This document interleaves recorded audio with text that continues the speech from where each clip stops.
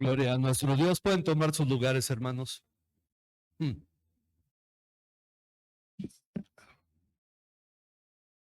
Y damos gracias a Dios por cada uno de ustedes que está aquí hoy. Damos gracias a Dios por su participación en este culto para exaltar a nuestro Dios y recordar precisamente que es un Dios grande que dio su vida, como acabamos de leer en Hebreos.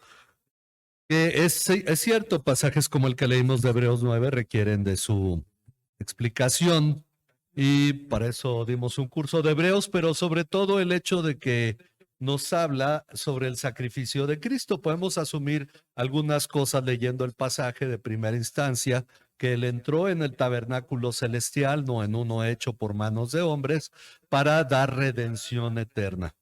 Una de las cosas importantes es entender realmente lo que esta redención significa. Igual que el año pasado, estaba viendo apuntes del el culto de redención del año pasado. Leímos Isaías 53. De hecho, hace 2 años les pedimos que lo memorizaran. No sé cuántos se acuerdan todavía y si no, vamos a volver a ese punto de las memorizaciones, ¿verdad? A lo mejor pedir a los niños que memoricen este pasaje de Isaías 53. Pero miren, quiero leer desde el versículo 4 al 6. Dice, ciertamente Él llevó nuestras enfermedades y cargó con nuestros dolores. Con todo, nosotros lo tuvimos por azotado, por herido de Dios y afligido. Pero Él fue herido por nuestras transgresiones, molido por nuestras iniquidades. El castigo por nuestra paz cayó sobre Él, y por sus heridas hemos sido sanados. Todos nosotros nos descarriamos como ovejas, nos apartamos cada cual por su camino, pero el Señor hizo que cayera sobre él la iniquidad de todos nosotros. Un aspecto de la salvación que no siempre comprendemos o tenemos claro. Voy al versículo 8, también dice, por opresión y juicio fue quitado, y en cuanto a su generación, ¿quién tuvo en cuenta que él fuera cortado de la tierra de los vivientes? Por la transgresión de mi pueblo, a quien correspondía la herida. Que Cristo murió en la cruz, toda la cultura lo sabe. De hecho, lo saben prácticamente en el mundo. Que se ha propagado el hecho de que Jesús murió en la cruz, esa es una realidad. De eso hay muchos puntos de vista. La gente que dice, bueno, es que vino Dios al mundo y lo maltratamos y vino para mostrarnos que somos bien malos y que no lo apreciamos y bueno, se toma esta cuestión como desde el aspecto de Jesús como víctima.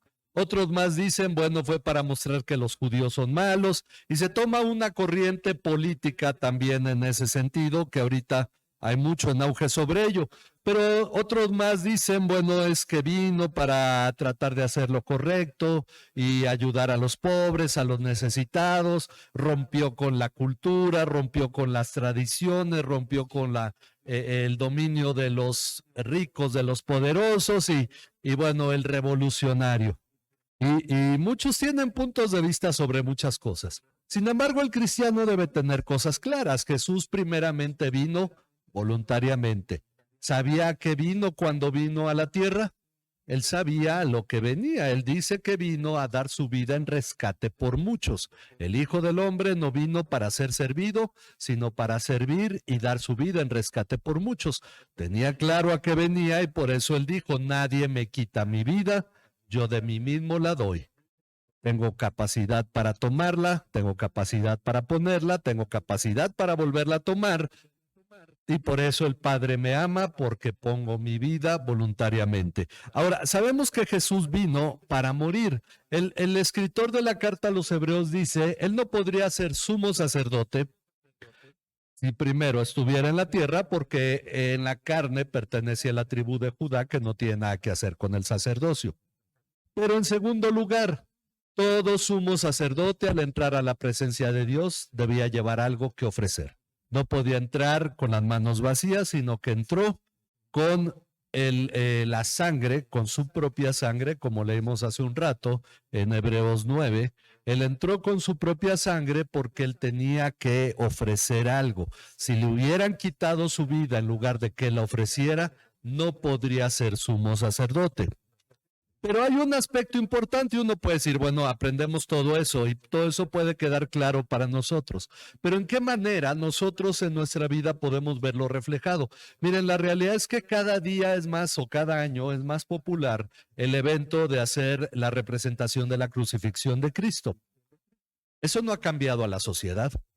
Eso no ha hecho que la gente se convierta a Cristo, que las personas digan, ay, ¿en serio murió en la cruz? Bueno, muchos piensan que fue una manera, de hecho hay una ideología, estoy hablando de los 80, no sé cómo haya evolucionado, pero cuando yo estudié sobre los Moonies, porque era un coreano que se apellidaba Moon y creó una secta que pensaba que Jesús cuando estaba a punto de pedirle matrimonio a María Magdalena, pues es que lo arrestaron y lo mataron y ya no pudo tener hijos, ya no pudo tener una generación, etcétera. Bueno, hay muchas ideas sobre personas que obviamente quieren hablar de Dios, pero no entienden la salvación porque no han creído, no han nacido de nuevo.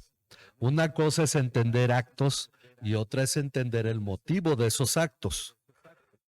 Y vamos a Lamentaciones, capítulo 3, un libro no muy leído. Nosotros tenemos que entender algo importante, nuestra identidad con Cristo. ¿Cómo lo que hizo Cristo me lleva a mí a vivir una vida diferente? Porque es evidente que podemos conocer cada vez más a Cristo, pero eso debe traer una consecuencia. Hay personas, hay cristianos en estos tiempos que dicen que aman a Dios, pero eso no les ha transformado, que dicen que darían su vida por Dios, pero no viven una vida diaria para Dios. Y tenemos nosotros que entender nuestra identidad con Cristo. Bueno, antes de que Cristo viniera, el profeta Jeremías escribía este libro para lamentarse sobre la destrucción de Jerusalén y las cosas que le habrían de venir porque Dios las anunció de antemano y Jeremías fue testigo de estas cosas. Pero en el capítulo 3, en el versículo 21, a partir de ahí, él dice, esto traigo a mi corazón, por eso tengo esperanza. Nos va a compartir cuál es la esperanza que él tiene, que las misericordias del Señor jamás terminan, pues nunca fallan sus bondades. Ok, partimos del punto de que Dios es misericordioso y es bondadoso. Son nuevas cada mañana, grande es tu fidelidad. El Señor es mi porción, dice mi alma, por tanto en él espero. Ahora, y termina esa parte diciendo, bueno es el Señor para los que en él esperan, para el alma que lo busca. Condicionantes. ¿Para quién es bueno Dios? Para el que espera en él, para el que lo busca, el alma que lo busca. Si yo no busco a Dios y si yo no espero en Dios, yo no soy consciente de su bondad. No, aunque pudiera estar ahí, no tiene efecto en mi vida. Entonces yo tengo que esperar. ¿Cuál es esperar en Dios? Saber que cuando yo tengo un conflicto a quien debo acudir es a Dios. Saber que cuando espero una respuesta tengo paciencia y escucho a Dios. No estoy afanado, sino que estoy pacientemente esperando a Dios. ¿Por qué? Porque la siguiente parte, a partir del versículo 26, tenemos que hallar nuestra identidad con Cristo en su sufrimiento. Dice, bueno es para el hombre llevar el yugo desde su juventud, es decir, llevar su carga como persona desde joven, le es bueno, las cargas que uno lleva, y generalmente queremos deshacernos de las cargas, pero las cargas se dejan en Cristo. Ok, pero tenemos que llevar nuestra carga, que significa vivir las consecuencias de nuestras decisiones y de nuestros actos, porque generalmente buscamos a alguien a quien culpar de nuestras decisiones. Que se siente solo y en silencio, ya que él, hablando de Dios, se lo ha impuesto. Ok, ¿esto qué implica? Que medite, que se siente solo en silencio, medite desde su juventud sobre sus decisiones, sobre las consecuencias de sus decisiones, sobre sus responsabilidades, sobre lo que está viviendo, y dice que ponga su boca en el polvo, quizá haya esperanza. ¿Cómo es la boca en el polvo? Aquel que se arrodilla, inclina la cabeza hasta el punto de que su boca toca el suelo. ¿Y para qué lo hace? Para humillarse delante de Dios. Quizá haya esperanza, está diciendo, aquel que medita, aquel que razona sobre las consecuencias de sus actos, aquel que piensa debe humillarse ante Dios. De hecho, dice que dé la mejilla al que lo hiere, que se sacie de oprobios. Es decir, hay un principio que todo cristiano sabe y a todos les importa poco. Si alguien te golpea en una mejilla, dicen ponle la otra, dicen pero morada. No, el asunto es que uno dice, no, pero no vamos a ser dejados. Bueno, por un lado lo dice Jesús, por el otro lado lo dice Jeremías. Recuerden que el problema de Job fue muy básico. El libro de Job es muy amplio, pero nos enseña un problema básico. Job, mientras las cosas iban bien, estaba bien y era fiel a Dios. Cuando las cosas empezaron a ir mal, Job permaneció fiel a Dios. Pero cuando sus amigos empezaron a cuestionarlo, él empezó a argumentar y en lugar de clamar a Dios, y como le dijo Eliú al final, en lugar de sufrir la carga de o de sufrir su prueba, de sufrir la situación que estaba viviendo delante de Dios y clamar a Dios, empezó a declarar su propia justicia diciendo, yo soy justo, yo quiero estar frente a Dios para llevar mi causa, para hablar con Él, para decirle que esto no es justo, etcétera, en lugar de llevar la carga, porque es cierto, Job no había hecho nada digno de eso, pero era necesario que Job padeciera para que entendiera y tuviera esta identidad con Cristo, pero para que entendiera su verdadera necesidad de Dios. Había un artículo que leímos en la semana que uno está luego tan acostumbrado a la bendición de Dios y a estar delante de Dios que ya lo toma como cosa ligera. El asunto es que de la mejilla al que lo hiere, que se sacie de oprobios, que sufra la prueba que Dios le está dando. Pero hay si se fijan que antes de hablarnos de eso, Jeremías nos dijo, las bondades, las misericordias de Dios son para siempre, es mi esperanza. El alma que espera en Dios nos dio las características para pasar en medio de la prueba y de la necesidad. Dice, porque el Señor no rechaza para siempre, antes bien se aflige, también se compadecerá, según su gran misericordia, porque Él no castiga por gusto, ni aflige a los hijos de los hombres. No es el gusto de Dios que nosotros vivamos aflicción. No fue el gusto de Dios que Jesús fuera a la cruz a morir. Dios no se deleitó en eso, se deleitó en la obediencia de Jesús y se deleita en que nosotros clamamos a Él en medio de nuestra necesidad. ¿Qué lealtad hay sino la que se da en medio de las dificultades? Porque cuando todo va bien, todos somos buenos, todos somos leales, todos estamos contentos, pero en medio de las dificultades, por eso se llama prueba. No es para que Dios vea qué tan fieles somos, es para que nosotros entendamos que tanto en verdad dependemos de Dios. Y la realidad es que esto es parte de nuestra formación en Cristo. Dios no lo hace por gusto, su misericordia es grande, pero como dice el escritor de la carta a los Hebreos, ¿qué hijo es aquel al que se le deja sin disciplina? Porque todos hemos sido hijos y estuvimos bajo disciplina, la que nos impusieron nuestros padres a fin de formarnos. Y todos vivimos una forma de disciplina correcta, incorrecta, exagerada, muy leve, pero vivimos una disciplina, pero Dios nos disciplina para que participemos de su santidad, dice la carta a los Hebreos en el capítulo 12. Pablo nos aclara un poco más esto que Jeremías escribe. Nosotros tenemos que aprender a sufrir la prueba, a sufrir el agravio, porque tenemos que aprender a clamar a Dios. Pero otra parte que también reta la mente del cristiano está en Primera de Pedro, capítulo 2.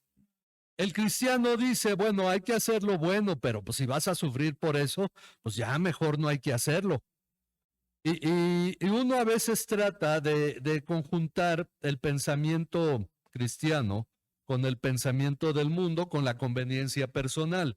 Sin embargo, Pedro, en el capítulo 2, Primera de Pedro 2, versículo 19, dice, porque esto haya gracia, bueno, voy a leer desde el 18 para que entendamos la profundidad de estas palabras.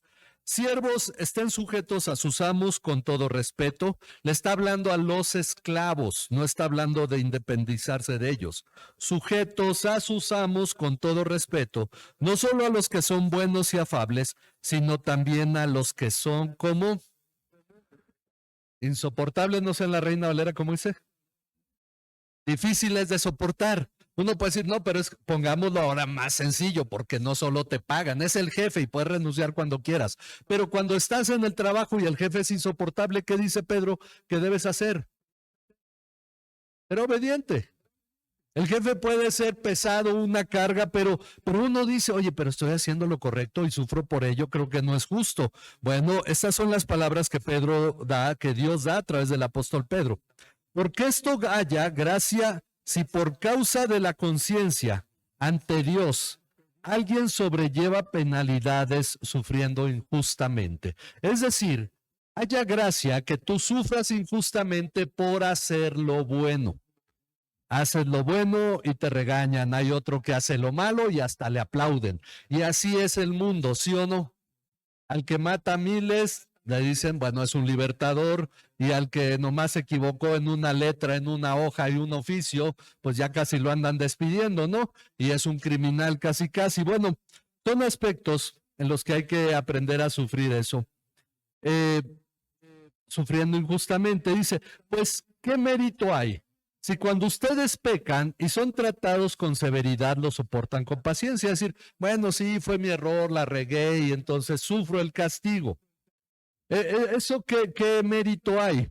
Dice, pero si si cuando hacen lo bueno sufren por ello y lo soportan con paciencia, esto haya gracia con Dios. Forma también de ser tratados por Dios.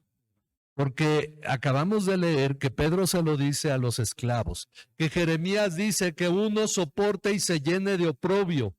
Hay que aprender a sufrir el oprobio, pero hay que aprender a clamar a Dios. Eso fue lo que le faltó a Job, porque lean todo el libro de Job. Ni una sola vez Job clama a Dios. Siempre se defiende, pero nunca dice, oh Señor, ten misericordia de mí. En ninguna ocasión. Sin embargo, David en los Salmos constantemente dice, a Dios clamé. Esperé en el Señor, Señor, yo clamo a ti desde la profundidad de mi sufrimiento, etcétera. Y David se la pasa clamando a Dios.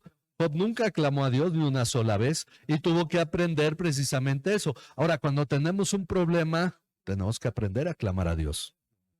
Y entonces dice, pero si cuando hacen lo bueno sufren por ello y lo soportan con paciencia, esto haya gracia delante de Dios. Ahora, el versículo 21 es el que nos viene a alumbrar todo esto que estamos viendo en nuestra identidad con Cristo, porque para este propósito han sido llamados. ¿Cuál es el propósito? Hallar gracia delante de Dios en medio de las dificultades. Para este propósito han sido llamados, pues también Cristo sufrió. ¿Por quién? Por ustedes, bueno, sería por nosotros, ¿verdad? Y sufrió justamente, sufrió porque Jesús fue un criminal, hizo cosas indebidas. Ok, entonces vamos entendiendo nuestra identidad con Cristo cuando por hacer lo correcto sufrimos. Miren, tergiversar la palabra para caerle bien a la gente es muy fácil. Y sacar ideas para caerle bien a todos y no solo caerles bien, porque la finalidad de alguien que busca caerle bien a todos es sacar ganancia. Ganancia en muchos aspectos. De hecho, por ejemplo, yo escuché una vez, estaba visitando un pastor y estaba al teléfono y le decía, no, esa casita no la vas a rentar, esa casita me la vas a dejar a mí sin pagar renta. O sea, son aspectos que pasan porque uno puede a través de toda la manipulación, y que cree que sí le dejaron la casita allá en la Virgen. Entonces digo, tampoco estamos hablando de allá de un lugar de baja. El asunto es que manipulación hay y hacerlo. Sin embargo, cuando uno predica lo correcto, uno debe saber que eso haya gracia delante de Dios y por predicar lo correcto, uno es hecho a un lado. Ahora, no hablamos solo del pastor, hablamos de todo cristiano, porque pasa en el trabajo, con los amigos, con la familia, porque puede pasar. ¿Y cuántas veces el cristiano no se ha retraído de no decir algo con tal de que la familia no se enoje? Son aspectos que tenemos que entender, dice, porque para este propósito han sido llamados. Y Jesús nos lo aclaró, en el mundo tendrán aflicción. Pero confíen, yo he vencido al mundo. Hay algo más allá. Tenemos la esperanza que leímos en Jeremías. Pero estamos hablando del evento que llevó a Jesús a la cruz. Jesús fue a la cruz por hacer lo correcto y era el propósito, pero dice, Cristo sufrió por ustedes dejándoles ejemplo para que sigan sus pasos. Eso es ser cristiano. Seguir los pasos de Jesús. Y esta es la parte donde muchas veces es preferible darle un poquito de vuelta y no hablar de ello, porque eso de que me digan que voy a sufrir. Ahora, no todo sufrimiento es persecución, es decir, no todos los cristianos van a ser perseguidos.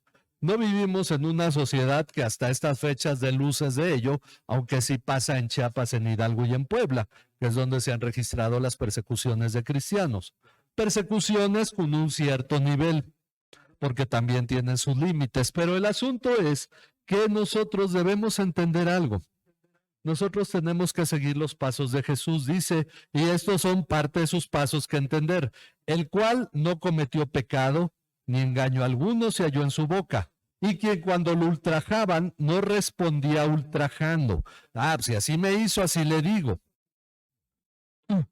No respondía ultrajando. Cuando padecía, no amenazaba, sino que se encomendaba a aquel que juzga con justicia. Y ahora el dicho es, hay que ser mansos, pero no mensos. Una forma de tratar de borrar, pensando, ¿acaso Jesús fue menso cuando estuvo en el juicio en la casa de Anás y luego en la de Caifás y cuando fue a la cruz y lo abofeteaban? Porque miren, sencillo no es. Alguien que se encontró en algo semejante fue el apóstol Pablo. A Pablo, cuando estaba dando su testimonio, el sumo sacerdote mandó que le dieran una cachetada. ¿Y cómo respondió Pablo? Injuriando al sumo sacerdote. Y luego se tuvo que retractar. Pero Jesús, cuando le dieron la cachetada, simplemente dijo, si he dicho algo malo, dímelo. Y si no, ¿por qué me golpeas? Pero no es fácil seguir los pasos de Jesús y el apóstol Pablo en esa prueba, podríamos decir, tuvo que entender algo que no había comprendido. Cuando le dijo, pared blanqueada, si te golpeará a ti también Dios. Entonces le dijeron, has injuriado al sumo sacerdote, y luego dijo, caray, no sabía que era el sumo sacerdote, perdóname. Pero es un aspecto en el que hay que entender esto que nosotros en la palabra, y lo mismo dice Isaías 53, él enmudeció, no abrió su boca delante de sus trasquiladores. Dice en Proverbios, es más sabio, o el sabio es aquel que deja pasar el agravio. Y entonces dice, él no respondía ultrajando, cuando padecía no amenazaba, sino que se encomendaba a aquel que juzga con justicia. ¿Qué hacía en lugar de todo eso? Encomendaba a Dios su situación. Él mismo llevó nuestros pecados en su cuerpo.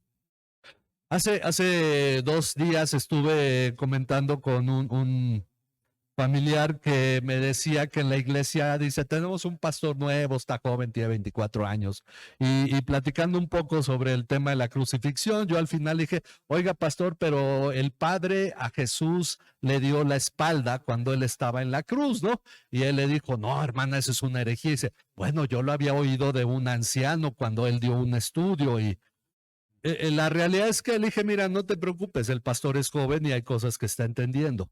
Pero la realidad es que Jesús llevó sobre su cuerpo, ¿qué cosa? Los pecados. Miren, morir en la cruz, hubo cientos y no miles de personas que lo hicieron. Estaban en la cárcel y sabían que al otro día iban a morir en la cruz.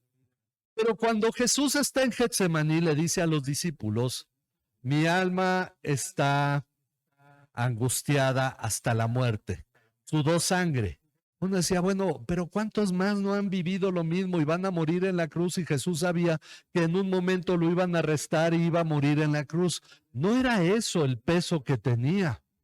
No era el miedo a la muerte, sino que él sabía que iba a llevar sobre sí mismo el pecado. Eso ningún ser humano lo ha experimentado. El pecado de todos los que han de ser salvos. Él llevó en la cruz porque él dice dar su vida en rescate por muchos, no dijo por todos. Entonces, él llevó nuestro pecado en su cuerpo sobre la cruz, un cuerpo físico. Lo leímos en el Catecismo de Heidelberg. ¿Por qué Jesús debía ser hombre? Porque como hombre debía pagar por nuestro pecado. ¿Y por qué debía ser Dios? porque si no fuera Dios, su cuerpo humano no hubiera resistido la carga del pecado. Por eso Jesús fue el Salvador y es el sumo sacerdote ideal. Él mismo llevó nuestros pecados en su cuerpo sobre la cruz, a fin de que muramos al pecado y vivamos a la justicia. Hoy recordamos que Jesús fue y murió en la cruz, pero también recordamos que aunque cada año muchos lo recuerdan, no produce gran cambio. Y dice, tuvimos una celebración más. Pero esto nos recuerda algo. Cuando tomamos la cena del Señor, ¿qué dice el apóstol Pablo en 1 Corintios 11? Que estamos recordando la muerte de Jesús. Cada vez que tomamos la cena del Señor es un recuerdo de que Jesús entregó su cuerpo en la cruz, pero lo hizo por nosotros. Él murió en la cruz por nuestros pecados. No solo Dios dijo, creíste en Jesús y borrón y cuenta nueva, ya no hay problema con tus pecados, están borrados.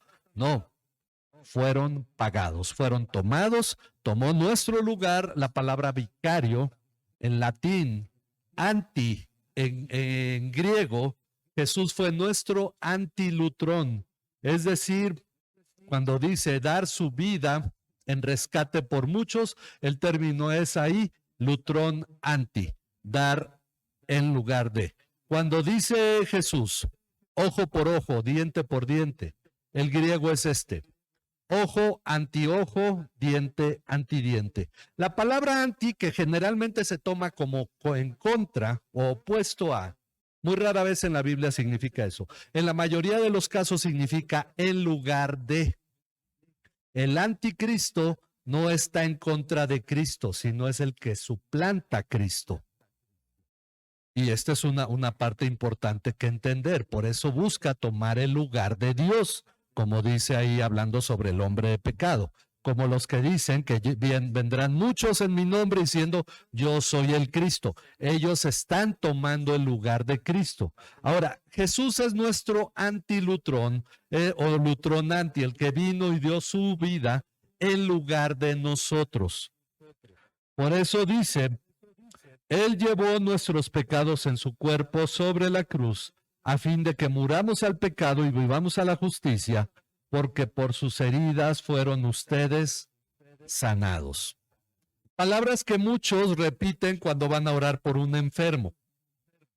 Por sus heridas fueron sanados, pero ninguno, la verdad no sé, al menos no porque no estoy en todas las visitas que hacen los pastores. Pero Romanos 8, déjenme darles el versículo. 23, alguien que lo pueda leer, Romanos 8, 23. Para entender bien el hecho de que por sus heridas hemos sido sanados, como dice Jeremías, Isaías 53, en su llaga hemos sido sanados. ¿Qué dice Romanos 8, 23?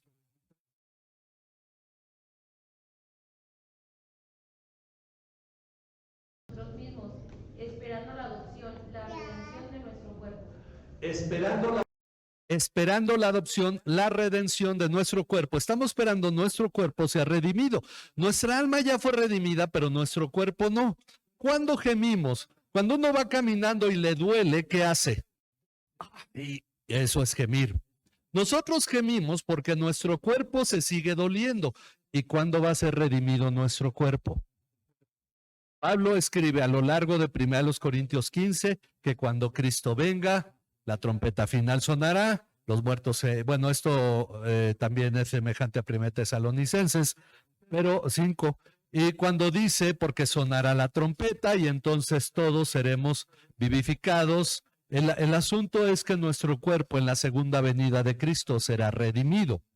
Nuestro cuerpo todavía va a sufrir los estragos del pecado aquí en la tierra, va a sufrir los estragos del tiempo aquí en la tierra. No porque seas cristiano y ay, te ves como de 20 años cuando uno ya tenga 150, ¿no? Porque ya es cristiano y su cuerpo fue redimido. No, eso no ocurre aquí. Eso ocurrirá en el día final, pero nuestra alma sí. Por eso dice que lo que se renueva de día en día, ¿qué es? Nuestro interior, nuestra alma. Eso se va renovando de día en día, pero nuestro cuerpo aquí todavía seguirá sufriendo los estragos del pecado. Sin embargo, esta identidad con Cristo, Romanos 6, del 6 al 8, alguien puede leerlo, y alguien más, Colosenses 3:3. Vamos primero a Romanos 6, del 6 al 8. Esto, que nuestro viejo hombre fue crucificado juntamente con él, para que el cuerpo del pecado sea destruido, a fin de que no suframos más al pecado, porque el que ha muerto ha sido justificado del pecado. Y si morimos con Cristo, creemos que también viviremos con él. Ok, y el versículo 11 ahí Así mismo. también vosotros, considerados muertos al pecado, pero vivos para Dios en Cristo Jesús, Señor nuestro. Ok, nosotros hemos muerto con Cristo al pecado. Identidad con Cristo en su muerte. Cuando recordamos el sacrificio de Jesús en la cruz, su muerte en la cruz, y recordamos las palabras que hemos sido sanados, hay un aspecto importante, no todo cristiano está sano. Ahora es cierto, vivimos en un mundo que día a día nos deja siempre algo que pasó, algo es más, hasta pasa alguien en la calle, se nos mete, lo que sea, y ya nos enojamos y nos llevamos eso y se va juntando una piedrita con otra y con otra hasta que un día explotamos. Y uno dice, bueno, el corazón del cristiano debería estar sano. Pero es un aspecto de no entender nuestra identidad con Cristo, porque estamos acostumbrados a que tengamos el beneficio de algo y lo agradecemos, pero a no identificarnos con el pago de ese algo. Es decir, la sociedad de hoy en día piensa que Cristo vino para tener una vida mejor. Y si no tengo una vida mejor porque Cristo, yo ya creí en Cristo, entonces Dios me debe algo. Por eso se han escrito libros herejes como el de la oración de Jabes, donde Dios pues, está acumulando todo lo que te quiere dar, pero por tu falta de fe no te lo da, porque Dios, pues, él nutre la avaricia en nuestro corazón, ¿no? Ahí va a estar la lancha, ahí va a estar los boletos de avión a París, ahí va a estar todas esas cosas buenas que Dios te quería dar, pero por tu falta de fe. Es decir, pensamos que Cristo murió en la cruz para que fuéramos más codiciosos y avaros. Pero no entendemos, y esto es lo que tenemos que aclarar, que Cristo murió en la cruz para que nosotros nos identificáramos en su muerte y muriéramos al pecado. Es decir, su muerte en la cruz nos lleva a nosotros a morir al pecado también. Hay un efecto en nuestra vida. No es solamente para que Dios diga, ay, te amo mucho y te voy a dar muchas cosas. La idea del Dios Santa Claus. El cristiano tiene que comprender que así como Jeremías empieza hablando de las misericordias de Dios que nunca faltan, son buenas, son nuevas cada mañana y las bondades de Dios, después habla del sufrimiento y que llevemos nuestra carga y que suframos el oprobio, o como dicen, nos llenemos de oprobio porque Dios nos rechaza para siempre y en algún momento dirá, vamos a cambiar la situación. Y vendrán tiempos de refrigerio, como dijo el apóstol Pedro. Tenemos nosotros que entender que nosotros nos identificamos con Cristo. Por eso Colosenses 3:3, si alguien lo tiene. Porque ustedes han muerto y su vida está escondida con Cristo en Dios. Nosotros hemos muerto y ahora nuestra vida está escondida con Cristo en Dios. Si sufrimos con Él, también reinaremos con Él, dice Pablo a Timoteo. Por esa razón tenemos nosotros que entender que esta sanidad implica el hecho de comprender que hay muchas cosas a las que tenemos nosotros que dejar de lado. Hay un himno por ahí que yo nunca había escuchado, pero en un popurrí de cantos lo escuché ahora en YouTube y lo busqué y encontré varios que lo cantan y según todos dicen es un himno antiguo. Ahora pues se tacha de antiguos muchos himnos, ¿no? Pero y dice, no puede el mundo ser mi hogar. Y esta es una cosa importante. Nosotros tenemos que entender, sí, somos ciudadanos de esta nación, pero vamos camino a una patria eterna. El ejemplo y el camino para llegar a esa patria eterna es el ejemplo de Jesucristo. Cuando Él murió en la cruz y sufrió por nosotros injustamente, porque esa es la gracia de Dios.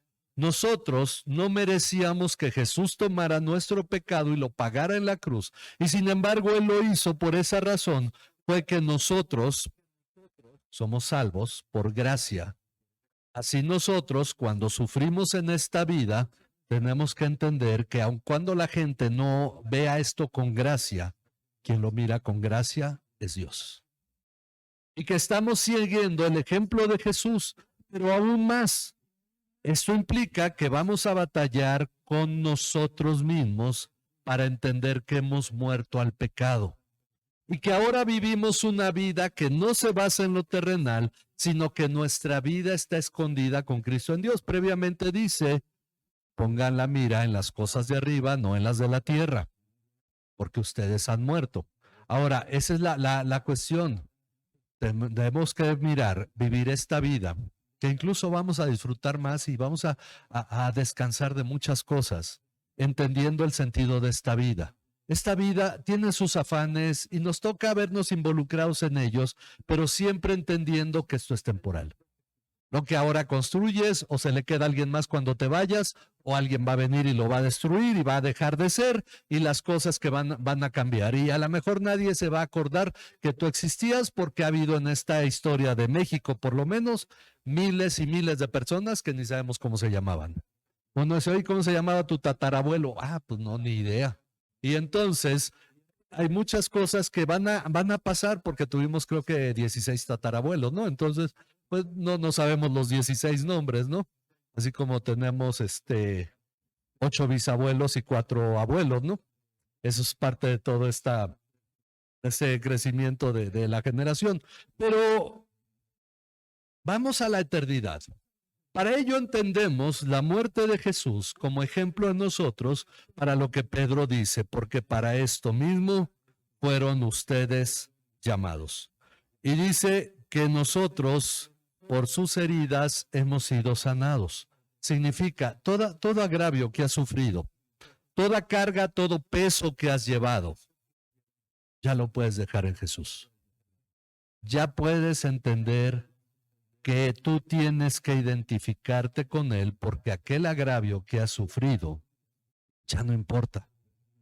Porque aquellas deudas que ha habido en tu corazón, económicas, otro asunto, y si te las perdonan, qué bien, pero el asunto es que nuestro corazón ya debe haber sido sanado por la obra de Jesús, pero no va a sanar si no seguimos los pasos de Jesús. Si no estamos dispuestos a dar la misma gracia que Él dio, sufrir por causa de la injusticia o sufrir de manera injusta más bien, sufrir por causa de la justicia de manera injusta, eso hallará gracia delante de Dios, así como el Padre dijo de Jesús un día, este es mi Hijo amado, en quien me he complacido. Así es que debemos nosotros reposar en la obra de Jesucristo, agradecidos con Dios, confiando que al recordar nosotros su muerte, recordamos también que hemos muerto al pecado, que nuestra vida ahora está escondida con Cristo en Dios. Esto lo podemos entender como nuestra vida ahora tiene su refugio en Cristo. Nuestra vida ahora se refugia ante todas las cosas que pudiéramos vivir desfavorables y sufrir la prueba y llenarnos de oprobios escondidos en Cristo. Porque cuando Cristo se revele, nosotros también seremos exhibidos delante de Dios igual que Cristo, o seremos revelados igual que Cristo. Vamos a tomar un momento para orar y cada uno va a poner delante de Dios todas estas cosas, luchas, pruebas, situaciones difíciles que ha vivido. Vamos a ponerlas delante de Dios, porque la verdad es que vivimos en una sociedad muy resentida y vivimos llenos de oprobios, pero ahí se quedan. Y tenemos que entender la obra de Jesucristo para nosotros como cristianos. Padre, en esta hora, cada uno de mis hermanos y yo junto con ellos nos acercamos delante de tu trono, Señor, para depositar delante de ti, Señor, todo afán y ansiedad, Señor. Pero sobre todo, Padre, todo recuerdo de heridas, todo recuerdo de deudas, de cargas, situaciones que se han quedado pendientes a lo largo de la vida. Para buscar en esta hora, al salir de aquí, salir con un corazón más ligero que ha dejado todo el oprobio, que ha dejado toda la carga delante de ti. Señor, para que podamos vivir esta vida no como quien está esquivando al pecado, sino como alguien que sabe que ha muerto al pecado para vivir ahora en la justicia de Cristo. Ponemos en tus manos nuestras cargas, nuestras necesidades, Padre. Todas las cosas, Señor, que nos pueden hacer a nosotros vernos de una manera inferior, de una manera herida, dañada. Sabemos que Jesús voluntariamente fue a la cruz y Él no puede cargar en sí mismo resentimiento, lo que Él mismo estuvo dispuesto a aceptar. Pero así es como somos llamados nosotros en esta vida también. A caminar en esta vida, Señor, viviendo de una manera pasible, buscando estar en paz con los demás, tener una iglesia de paz, una compañía con los hermanos en paz. Buscar, Señor, que en la comunión unos con otros, Padre, tengamos paz y que, Padre, si nosotros predicamos el Evangelio, hay quien eso le desagrada, hallamos gracia delante de ti, Señor. Si eso, Padre, hace que haya personas que nos den la espalda, Señor, eso haya gracia delante de ti, porque tenemos que ser verdaderos cristianos y seguir los pasos de Jesucristo. Gracias por su obra en la cruz, no es cualquier ejemplo, es lo máximo que puedes darnos, Señor, en la obra redentora de Jesucristo y en la obra ejemplar de Jesucristo para morir al pecado, porque así lo dispusiste, Padre. Y así lo tenemos nosotros delante de nuestros ojos. Esta es la gran obra que tú dispusiste darnos, Señor, entregando a tu propio Hijo para morir en la cruz, Padre. Y te damos gracias por ello, Señor, porque tomó nuestro pecado, tomó nuestras deudas, nuestras faltas, y las llevó todas a la cruz para anularlas y para anular todo lo que estaba escrito en contra nuestra delante de tus ojos, Señor. Y ahora, Padre, podemos vivir en tu justicia. Es algo que no debemos menospreciar, es algo que no debemos dejar de lado, sino recordar siempre que hemos sido lavados en la sangre de tu Hijo Jesucristo para vivir una vida eterna. En Cristo Jesús, nuestro Señor y Salvador, te damos gracias. Amén. Amén. Esto tenemos nosotros que tenerlo en alta estima, no es poca cosa. La razón por la cual algunos abogan por tomar la cena del Señor cada domingo, y lo hacen así. En algún momento alguien dijo, esto se vuelve cotidiano y lo menospreciamos. Otras iglesias lo hacen una vez al año. Estuve en un culto de fin de año en una iglesia en Monterrey hace muchos años. Y tomaron la cena del Señor porque decían solo lo hacemos cada fin de año. Bueno, lo hacemos una vez al mes para recordar. Y para que esto no sea algo que se menosprecie, tenemos que tomarlo con toda la solemnidad que implica, con toda el respeto a Dios, sabiendo que es el recordatorio de la muerte de aquel que vino a dar su vida por nosotros y tomar nuestros pecados, cargarlos sobre su cuerpo para llevarlos a la cruz. Eso es lo que recordamos hoy.